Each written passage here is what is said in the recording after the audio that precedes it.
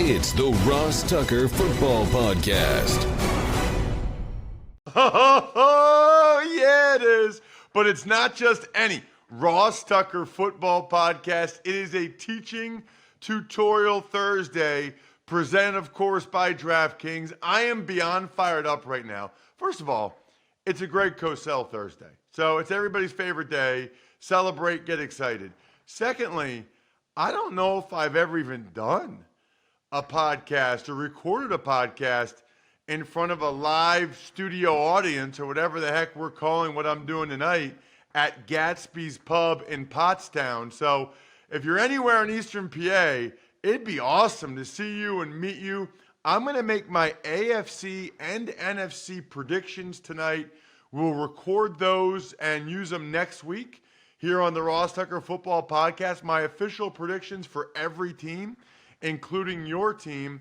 And then the second hour is just going to be an Eagles power hour because it's Eastern PA and a lot of people there are Eagles fans and they'll be able to ask me questions about Eagles or me or whatever. So should be awesome, almost as awesome as those of you that go the extra little mile to help out our podcast network. People like Joe Pollock, P-O-L-E-K, who quote tweeted one of our tweets yesterday from @RossTuckerPod. Thank you, Joe. The sponsor confirmation email winner, Ed Lane. Ed Lane looks like he's got West Shore at his house, getting a new bathroom in there. He sent me the video of it. Ed, I love it. West Shore's awesome. WestShoreHome.com/Ross. Ed, let me know what you want. Signed press pass, picture, card. Same with you, Joe. And then the YouTube shout out is Jay Klopfenstein. Jay was prolific. He heard me on another show yesterday, and he hit up the YouTube just to let me know about it. That was awesome. Greg Cosell's awesome. It's Big Show time. The Big Show. All right, Greg, always good to talk with you. Always a bunch of stuff to discuss. We do have a game tonight, which I'm interested in because I want to see Mekhi Becton. I want to see Zach Wilson, which we'll get to, by the way, because preseason games are really more about seeing individual players than they are teams or schemes or anything like that. But I wanted to start, Greg, with probably the most significant move since we spoke last week, and that's the injury to Jalen Ramsey for the Miami Dolphins. I personally don't think we'll see him this year based on Dr. Chow, Pro Football Doc, SportsInjuryCentral.com. And so I was really high on the Dolphins. I mean, you look at their roster, Greg, they're loaded. They brought him in for a reason, and now he's gone. So talk to me in a Vic Fangio defense. Talk to me about Ramsey and how you thought Fangio would employ him and just how much this hurts the Dolphins' fate for this season. Well, it's interesting to hear what you said. So based on what you're hearing, it doesn't appear as if he's going to go this year at all? Well, you know, they say he might be able to come back in December. He says he's going to fight for December. But there have been other examples of guys that had meniscus repair in August, and they did not come back that season. That'll be a business decision that he'll have to make, I think, at that point. Does he feel all the way back? Is it worth at that point going out there for a game or two or three? You know, I feel like the team and the player always give really optimistic timelines, whereas somebody independent and objective like Dr. Chow is going to say, man, we'll see. Maybe he comes back this year. Well, it'll be interesting because, you know, Vic Fangio, obviously he was out as a coach for a year, but he was certainly involved in the NFL, as you well know. He was consulting and was involved with one particular team quite a bit. So it's not as if he was removed from the game. And he's made a number of comments that he's worked up some new things. You know, obviously everybody associates Vic Fangio with quarters coverage, four across coverage, shell coverage, as it's often called. He talked about the fact that he's come up with some new things. I think the plan probably was, because if you look back at Denver, where he was the last 3 years, they played more man coverage than people might think. And actually, what quarters is, cover four really, Ross, is man with rules. So it's really, even though it would be probably classified as zone, it's really man with rules. And with Xavier Howard on one side and Ramsey on the other side, my guess is you would have seen a lot more matchup on the outside, whether it was in a quote-unquote zone principle or true man principle. Now the question is, will he stay with that idea? They did draft Cam Smith from South Carolina in the second round, a player whose tape I really, really liked. He played both outside and the slot at South Carolina.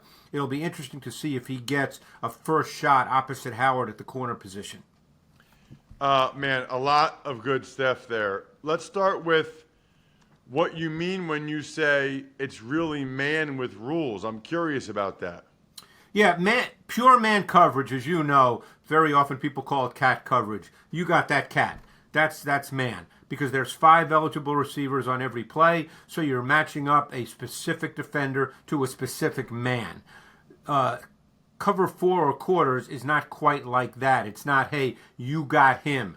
There's still zone principles to it, but based on the way routes develop, whether it's in a 3-by-1 set or a 2-by-2 set with the offense, you end up matching up to receivers. So even though it's not initially starting as, hey, I got that guy, it ends up being matching up to receivers based on the route concepts and combinations. So that's why I call it man with rules. It's just how the routes develop, and then you match up. But you're not just, people, if you think of basketball, you think of if you're playing zone, you're playing in an area. It's not quite like that. Quarters coverage is not like that. Yes, you start in an area, but you will match routes. The other thing that's interesting, Greg, is they signed Eli Apple. And so you make an interesting point about Cam Smith. You wonder if they're going to let Eli Apple have that job with his experience, or if Eli Apple is there more in case Cam Smith isn't ready, Greg. That's a great point. And, obviously Apple's been a starting player. He's been a starting player on a Super Bowl team. He was a high draft pick when he came into the league. He's always had traits, Ross, as you know, long, athletic. He's never quite become a great corner, but he certainly has traits, and he will get an opportunity as well. How much do you think this hurts them, Greg? That's hard to say, because I think that, Vic Fangio is so good with what he does, but clearly when you have Howard and Ramsey at corner, you can do a lot of things defensively that you won't quite be able to do without Ramsey out there. So, when you say hurts them, I think it changes, it lessens the options for Vic Fangio. Whether that hurts them or not would probably be game and opponent specific. That is exactly right. That, I think, Greg, is the best way to phrase it, because they're just going to have to be different now. Right. And it gives them less options. That doesn't mean they're necessarily a lot worse, but he's just not going to do the same things with Cam Smith and Eli Apple that he was going to do with Ramsey. So Fangio has to adjust. I mean, listen, there's a reason why they traded for him and gave him a revised contract, right? They wanted him there. They wanted his tools there. They wanted what he could do. Speaking of revised contracts, let's get to Indianapolis, Greg.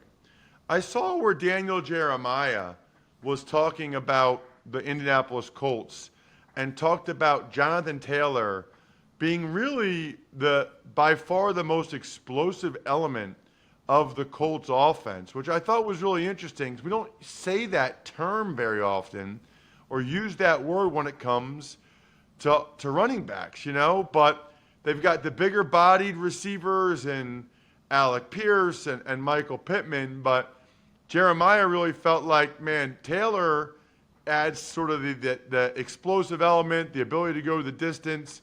Right now he's sort of locked into a contract dispute.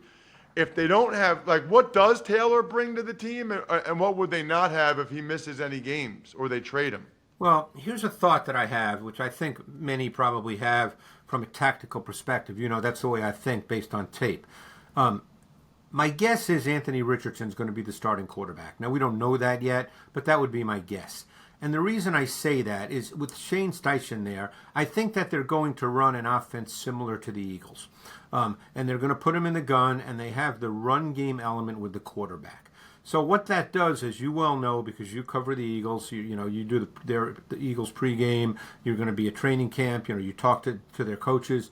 You know how the Eagles run offense. And when you have a quarterback who can run by design like that, that dictates how defenses play, okay? They have to do certain things that they don't have to do when there's a quote-unquote conventional quarterback, the kind we've been used to seeing in the NFL for years and years. So in that kind of offense, it's a very schemed run game. Okay, it's not putting the quarterback under center and running, inside zone this way, outside zone this way, gap scheme that way, gap scheme this way. It's not an eye back. Okay, so the back, yes, do you want a good back? Of course, you'd rather have a better back than a lesser back, but the scheme presents the run game more than the back. So I think Jonathan Taylor is a great player. But if the Colts have Richardson, and they do, and he's going to be their starter, allocating big dollars to the back is probably not the way they're going to see things. It's like the Eagles. They let Miles Sanders walk, had a phenomenal year last year. They gave one-year deals to Penny and to DeAndre Swift, both former first-round picks, good players, but neither's a superstar. The back is less important when you have an offense where the quarterback is a major player in the run game because of what it does to the defense. That is really interesting. And I think you're right. And I think that is probably how they look at it. I also think if they're smart, they drink Labatt Blue Light because it's delicious. And if you're stressed out about what's going on with your star running back, it can help you relax a little bit. Drink some Labatt Blue Lights. I'll drink some Labatt Blue Lights with you guys tonight at Gatsby's Pub in Pottstown. Live life to the power of we. Always enjoy responsibly. Beer, Labatt USA, Buffalo, New York. That is really interesting, Greg, because you are right that, the value, I think, a lot of times of having a really good running back and really good running game is that defenses feel like they have to put the extra guy in the box. They can't let you just run down their throat. So it dictates what defenses do a little bit. Whereas if you have a running quarterback like Richardson, you're kind of already accomplishing that no matter who the running back is. The thing is, that if you're going to play single high, when you play quarterbacks like Hurts, theoretically Richardson, that post safety has to get involved in the run game. Whereas if it's a normal conventional quarterback, the post safety is not going to be involved in the run game unless the back gets to the third level of the defense. We saw that a year ago in the NFC Championship game when the Eagles scored their second touchdown. They ran the exact same play. Gainwell gained 17 yards. Miles Sanders then a couple of plays later went 13 yards for a touchdown. People should look at those two plays. That shows you the impact on the defense of a quarterback that can run by design. It creates, relatively speaking, by NFL standards, it creates an easier run game opportunities. And you don't need the best back in the league to do that. Just out of curiosity, Greg, since he is their other running back there, I know he broke his arm, but if they don't have Taylor and they do have Zach Moss, what does Zach Moss bring them? What's the difference between those two guys in your mind? Well, he's obviously not as good as Taylor. Taylor's a great back. I mean, I loved him coming out of Wisconsin. I thought the year he came out, he was the best runner in the draft. I mean, obviously we evaluate backs differently now because of the pass game, but I thought he was the best runner in the draft. I think he's proven that in the NFL.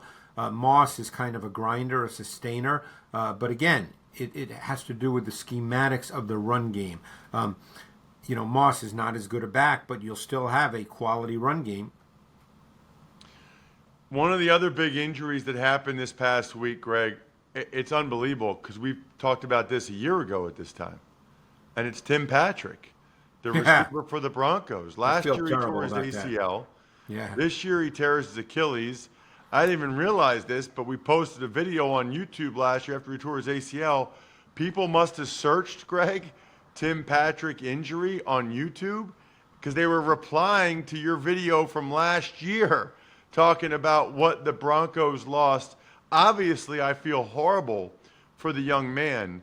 And he didn't even play last year, so we don't know what he would have brought. But he's a guy that the 2 years prior to that was really coming on. Yeah.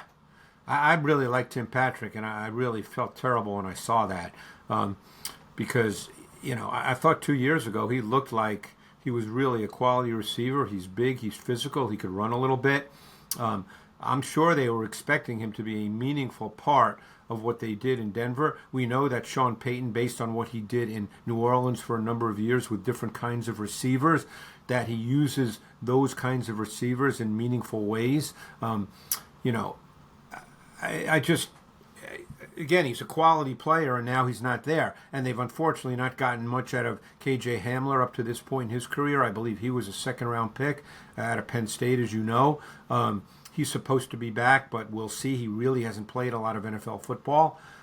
So their receiving core, obviously, it's Sutton and Judy right now, and we'll see what else. I think the tight end will be a big factor, Dulcich. I think the way Sean Payton that I anticipate him using him, that he'll end up being a pretty big factor in the pass game. Speaking of tight ends, Greg, I saw where the Raiders released O.J. Howard. Yeah. Did he have a major injury? I remember when he came out, I got to look it up. When he came out, he was considered one of the best tight end prospects in a long time. I think he did some positive stuff the first couple years. I need to check it. I think he suffered a serious injury and then maybe just never came back the same because he can't even make it. Yeah, I think you're right about the injury, but even before that, he never quite reached what I think people thought. He was a first-round pick. I believe he was a top 20 pick. When he came out of Alabama, he looked the part. He had all the so-called traits for a tight end. He was big. He was physical. He blocked because Alabama runs the football.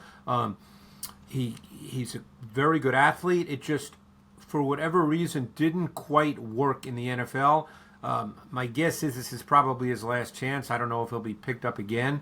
But it just never quite worked out for a guy that really looked like he had what it took to be a quality number one tight end in the league.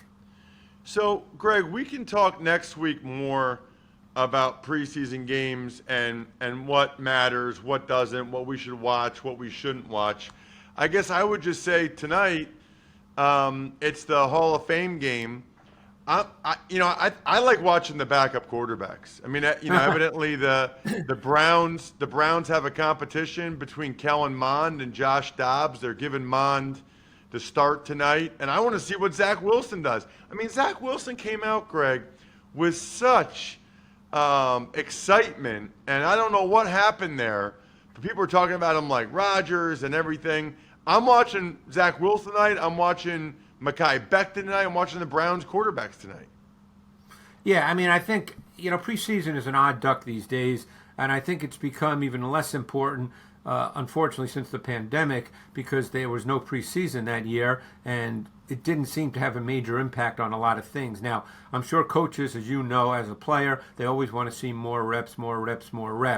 But I think coaches are really careful now, because the last thing you want is to lose a significant player in the preseason. It just ends up not being worth it for an extra rep or two. And, one of the things that has taken the place of preseason, which we don't get necessarily to see on television, is more and more teams practice against other teams. And that's where they get a lot of work in, as you well know. Preseason, obviously coaches have a specific thing they're looking at with players, but I would not really count on schemes in the preseason, Ross. That's not something to really look at in detail because that's not the way it's going to be once the regular season starts. Check him out on social media so you always know what he's up to. He is the man, of course, at Greg Cosell. Already looking forward to next week, Greg. Thank you so much. Thanks, Ross. Speaking of preseason games, if you can't get to Pottstown tonight, maybe you can see me before the game in Baltimore next Saturday. Eagles at the Ravens. This is crazy. $18 is the cheapest ticket for the game on the Game Time app. There's other tickets for $19, $20, $23. pretty awesome. By far the best place to get last-minute tickets. So if you want to take your kids or family to a preseason game, there's still a lot of summer concerts.